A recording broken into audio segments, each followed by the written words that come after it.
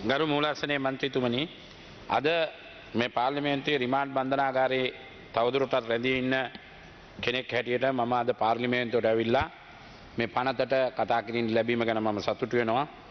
හරියට කියනවා නම් මේක අනුන්ගේ කලිසම අගේට ඇඳගෙන මගේ වගේ යනවා වගේ පනතක් මේ. මොකද හේතුව මේ පනත කෙටුම්පත් කරේ කවුද කවදද කවුරුද? ඊළඟට නීතිපතිගෙන් නීතිපතිට යව්වේ කවුද කවදද කවුරුද? ඊළඟට කැබිනට් අනුමැතිය ගත්තේ කවදද කවුරුද? ඒ වගේ මේ පනත සම්බන්ධව සියල්ල මේ පනත ඕගොල්ලෝ හදිසි උනේ ඇයි? පනත දාන්න උවමනාව ඇයි? පනත දාන්න උවමනාව IMF එකේ තියෙන IMF එක උනන්දු කරේ නැත්නම් මේ පනත එන්නේ නැහැ. මේ පනත ගිය ආණ්ඩුවක් දාන්න ගියෙත් IMF එකේ උවමනාවට තමයි. අපිත් ඒ පනතට ඡන්දේ ගිය එකේදී දැන් හොඳ මේක තමයි අල්ලස් දූෂණ පනත. මම අර පැත්තේ ඉඳන් ඡන්දේ දීපු මිනිහා තමයි මට තමයි පළවෙනියට ඡන්දේ දීපු අල්ලස් දූෂණ පනතේ පළවෙනියට නඩු තුනක් කඩලා දාලා තියෙන්නේ මට. ලස්සනට දාලා තියෙනවා 2016 පැමිණිල්ල 2019 කට උත්තරේ 2019 මං ගිහිලා කට උත්තරේ දෙනකොට කිව්වා සර් මේකේ නඩුවක් නැහැ නේ සර්. සර් යන්න කිව්වා කට උත්තරේ දුන්නා.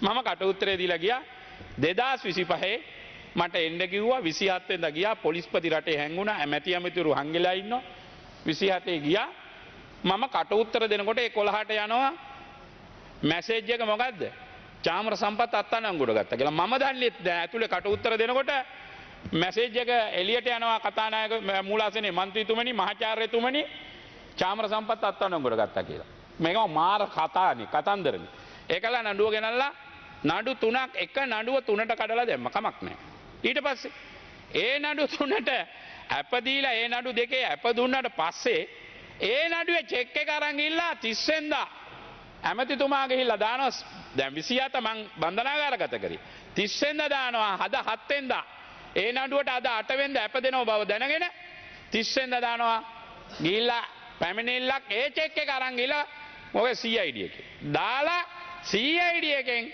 පළවෙනි 30 දාපු නඩුව පළවෙනිදා ගිහිල්ලා බී රිපෝට් එක ඉදිරිපත් කරනවා බදුල්ල උසාවියේ පළවෙනිදා 30 මේ විදිහට වැඩ කරනවා නම් කතානායකතුමා මොනවා කරන්න බැරිද නඩු 4000ක් 5000වල් ගොඩ ගැහිලා තියෙන එක මේ චාමර සම්පට්ට දාන විදිහටම 30 දාලා 7 වෙනිදා මෝසන් එකක් දානවා ඊයේ මෝසමක් දාලා මංව ඊයේ බදුල්ලේ රිමාන්ඩ් කළා අද මෙතනින් අප හම්බුණා මරු නියම වන්න ඕක කරන්න මේ විදිහටම මම කියන්නේ චාමර සම්පට්ට කරන විදිහටම මේ විදිහටම මෝසම දාලා කරන්න මේක තමයි මේ ඇට් එක ඒක තමයි මං කිව්වේ අනුන්ගේ කලිසම තමන්ගේ වගේ ඇඳගෙන ලස්සනට පාරේ යන මිනිස්සු ඉන්නවා ඒ වගේ තමයි මේවත් අපි බයිබරියකට නෙවෙයි එහා පැත්තේ ඉඳන් රනිල් වික්‍රමසිංහ ගෙනාපු හැම පනතකටම අපිට කෙලවුණක් කමන අපි පහුගිය කාලේ ඇට් වැඩියෙන්ම 50 සම්මත කරේ ওই පැත්තේ ඉඳන් අපි ඒ ආණ්ඩුව කාලේ නිසා අපි මේවට ප්‍රශ්නයක් නැහැ මේ පනතට කවුරු ඡන්දේ දුන්නේ නැතත් චාමර සම්පත් හිරගෙදර ඉඳන් ආවේ මේ පනතට ඡන්දේ දෙන්න මේ පනතට ඡන්දේ දෙන්න අයථා විදියට හම්බ කරලා තියෙනවා නම් ඕනම කෙනෙකුට ප්‍රශ්නයක් නැහැ හැබැයි ක්‍රමයට කරන්න මේ චාමර සම්පත්ත කරපු විදියට අනිත් මිනිසුන් කරන්න එපා පලිගන්න එපා ඒක මේ ආණ්ඩුව තිබ්බා කියලා ඊළඟට මේ ආණ්ඩුව වෙනස් වෙලා ඕගොල්ලෝ විපක්ෂයට ගියා කියලා ඒක ක්‍රමයක් තියාගන්න ඒ ක්‍රමයට කරන්න ඕන කතානායකතුමා නිකන් මේ දේශපාලන පලිගැනීම් ගන්න එකේ සීමාවක් තියෙනවා ඒක ප්‍රශ්නයක් විදිහ නෑ ගන්න ඕන දේශපාලඥයන්ටත් මේක පොදුයි අපි 50 සම්මත කරා කියලා මේ පාර්ලිමේන්තුවේ අපිට නීතිය අපිට එක නීතියක් 50 සම්මත කරා කියලා මේ 225ට එක නීතියක් මේ රටේ නෑ ඒ නීතිය කාටවත් පොදුයි හැබැයි ඒක කරනකොට කරන්න ඕන පලිගැනීමක් නෑ චේතනා නැතිව මේ එහා පැත්තේ ඉන්න ඇමති කෙනෙක් ගල් කිස්සේ දෙමහල් ගොඩනැගිල්ල බලෙන් පවරගත් ඇමති කෙනෙක් ඉන්නවා ඉස්සරහා පෙළේ දෙමහල් ගොඩනැගිල්ල දැනටත් CID එකේ පැමිණිල්ල තියෙනවා මේ ඇමතිගේ දැනටත් CID එකේ ඇමතිගේ පැමිණිල්ල තියෙනවා ගල්කිස්සේ දෙමහල් ගොඩනැගිල්ලක් බලෙන් පවරගත්ත විපක්ෂයේ ඉන්න മന്ത്രിවරයෙක් කාලේ අද වෙනතුරු CID එක කට උත්තරයක් අරගෙන ගිහිල්ලා නැහැ ගල්කිස්සේ උසාවියට ගිහිල්ලා නැහැ තව ඇමති කෙනෙක් ඉන්නවා පොහොර සංස්ථාවේ ඉන්න කාලේ රුපියල් මිලියන 70ක වංචාවක් කරලා වැඩතානම් වෙච්ච ඇමති කෙනෙක් අද වෙනතුරු කිසිම ඇක්ෂන් එකක් ගත්තේ නැහැ මට මොකද්ද බදුල්ල ලංකා බැංකුවේ ළමා කැකුළු අර කැට බෙදෙන එකෙන් රුපියල් ලක්ෂ 10ක් දුන්නා කියලා ඒ ලක්ෂ 10 ප්‍රධාන ඇමතිවරයාගේ නිල පත් මේක මේවා කරා කියලා මට නඩු දාලා තියෙනවා. යකෝ සුදු බණ්ඩා කියලා ලියන්නද මම ප්‍රධාන ඇමති කියන්නේ නැතුව? ඒ වෙලාවේ ප්‍රධාන ඇමතිගේ මේ ලෙටර් හෙඩ් එකෙන් ලියුම ගහන්න නැතුව මම මොකාගේ ලෙටර් හෙඩ් එකෙන් ලියුම ගහලා බැංකුවෙන් ඉල්ලන්නද? ගරු මන්ත්‍රීතුමනි ඔබතුමාට විනාඩි 2ක කාලයක් තියෙනවා. ඔව් ඔබතුමා ගැන මම ලොකු ගෞරවයක් තියෙනවා.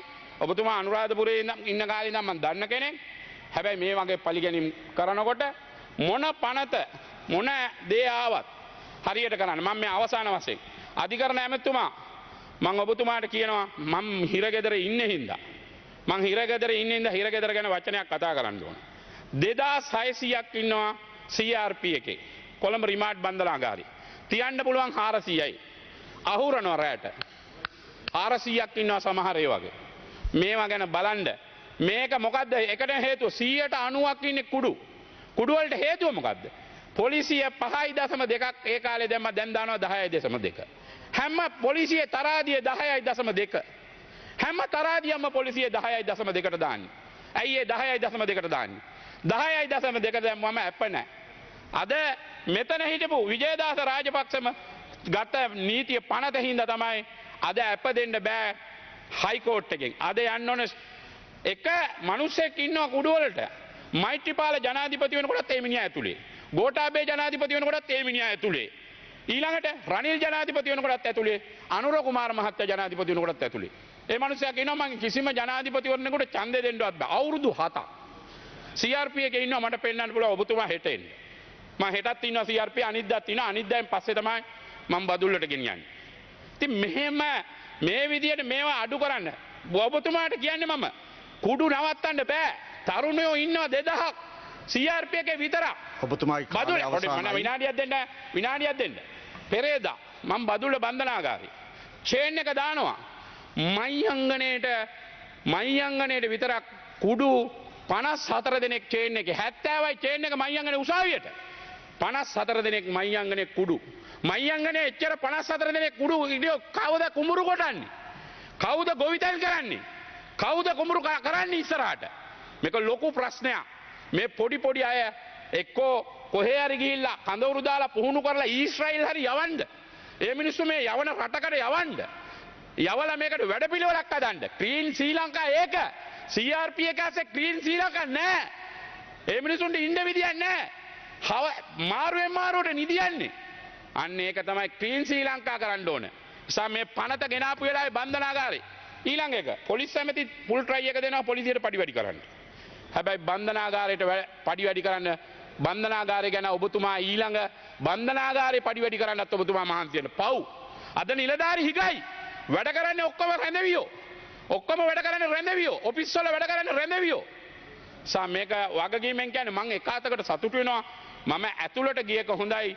මොකද ඇතුළේ තියෙන தත්ත්වය එළියට කියන්න කවුරුත් හිටියේ නැහැ. ඇතුළේ තියෙන தත්ත්වය එළියට දෙන්න ඕන. මේ හැම බන්ධනාගාරයම පිරීලා ඉන්නේ නිසා. මේ ගැන කටයුතු කරන්න කියන ඔබතුමාට මම ස්තුතිවන්ත වෙනවා. මට විනාඩි 6ක් කාලයක් දුන්නේ ගැන. මංව මේ වගේ සලන්න බෑ. මේ වගේ වටන්න පුළුවන් චරිතයක් නෙවෙයි මේ චාමර සම්පත්. 89 මේ ඉන්න ලාල්ගේ පටන් ගත්තම මේ පේලියෙම හිටපු පවුලක ඒ කාලේ ඒ විදියට මුහුණ දීපු ඒ භීෂණයට මුහුණ දීපු මිනිහ ලාල් මාත්. ඒ නිසා මම මේවට බය නෑ ලාල්. මම මේවා ඉඳා මමත් ඒ වගේ තපපු මිනිහ ලාල්. අද පක්ෂ වෙනයි ලාල්. ඒ නිසා මම ඒකත් මේ වෙලාවේ මතක් කරමින් මන් නිහඬ වෙනවා. ගරු එන්.ඩී. විජේසිංහ